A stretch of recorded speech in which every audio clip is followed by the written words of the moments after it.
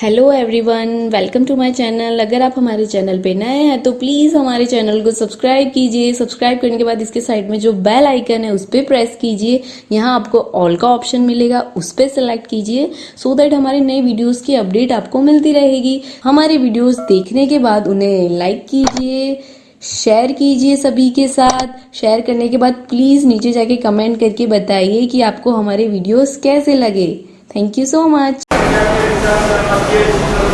Good morning students. आज हम लोग कक्षा 11 में विषय बीए चैप्टर 1 धंधे का स्वरूप, उद्देश्य और कार्य क्षेत्र के आगे का पॉइंट देखेंगे और ये पॉइंट हमारा है रोजगार। इसके पहले के वीडियो में हमने देखा था व्यवसाय, व्यवसाय का अर्थ और व्यवसाय के लक्षण। अब हम देखते हैं रोजगार का अर्थ। तो रोजगार की डेफिनेशन है कि निश्चित वेतन के बदले में, मतलब जो रोजगार प्राप्त करता व्यक्ति होता है वो एक निश्चित वेतन के बदले में दूसरों के साथ समझौता करता है। दूसरों के साथ समझौता करने के बाद उसको सौंपे गए कार्य को करने की आर्थिक प्रवृत्ति क्या कहलाती है? रोजगार कहलाती है। मतलब कि कोई भी एक व्यक्ति जो होगा वो अगर रोजगार प्राप्त करने जाता है कहीं, तो क्या करेगा? रोजगार प्राप्त करने के लिए वो एक निश्चित वेतन प्राप्त करेगा। निश्चित वेतन के बदले में वो दूसरों के साथ समझौता करेगा और समझौता करने के बाद में जो कार्य सौंपा गया है उस कार्य को करने की आर्थिक प्रवृत्ति जो होती है वो आर्थिक प्रवृत्ति क्या कहलाती है? रोजगार कहलाती है। एक एग्जाम्पल यहाँ लिखा गया है, उदाहरण कि विद्यालय में जो शिक्षण कार्य करते हुए शिक्षक होते हैं वो, और जो सरकारी कर्मचारी होते हैं वो, और क्लर्क, ये सब क्या है? एक प्रकार से रोजगार से जुड़े हुए होते हैं। जैसे कि मान लीजिए जो शिक्षक है वो क्या कर रहा है? निश्चित वेतन पे जुड़ता है, और जो स्कूल का ट्रस्टी होता है उससे क्या होता है? कोई एक समझौता किया होता है, ठीक है। तो निश्चित वेतन और समझौते के साथ वो क्या करता है? आर्थिक व्यवहार करता है, और उससे हम क्या कहते हैं? रोजगार कहते हैं। अब हम लोग आ रहे लक्षण की तरफ।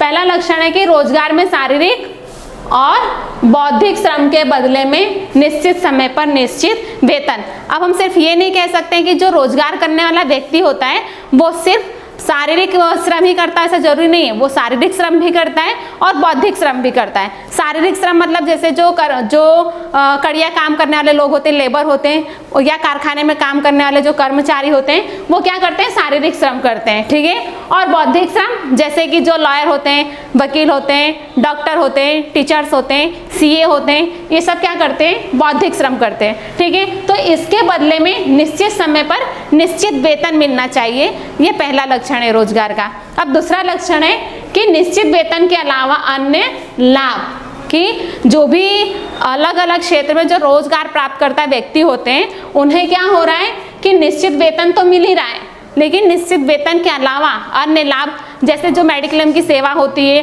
ठीक है, उसके बाद में जो पेंशन होता है, पीएफ होता है, फंड होता है, ये सब क्या है? एक प्रकार से निश्चित वेतन के अलावा अन्य लाभ है। थर्ड है कि समझौते के अधीन सौंपा गया कार्य, मतलब कि जो रोजगार प्राप्त करता व्यक्ति होता है जब वो रोजगार प्राप्त करने आता है तब उसके साथ में किसी न किसी प्रकार का करार किया गया होता है, ठीक है, या समझौता कराया गया होता है। तो वो समझौते के अधीन रह करके क्या कर रहा है? कार्य किया जाता है। तो ये भी क्या है? रोजगार का लक्षण है।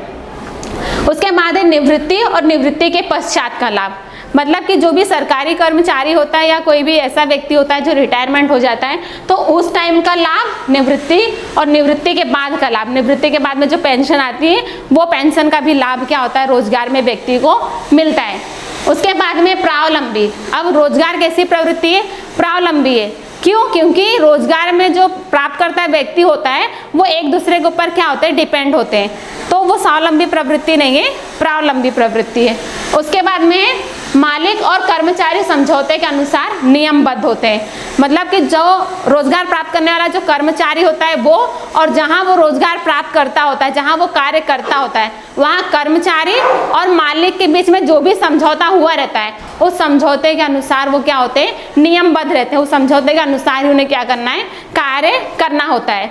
उसके बाद में लास्ट है हमारा, कोई भी पूंजी विनियोग नहीं करना होता है। क्या करना है, किसी भी प्रकार का कोई भी पूंजी विनियोग हम करते नहीं है। पूंजी विनियोग करेंगे नहीं, क्यों? क्योंकि जो रोजगार प्राप्त करता व्यक्ति होता है वो कहीं भी जाएगा तो वो आय प्राप्त करता है, कहीं भी कोई पूंजी विनियोग करता नहीं है। तो बस आज का हमारा यही पॉइंट था कि रोजगार और रोजगार के लक्षण। धन्यवाद।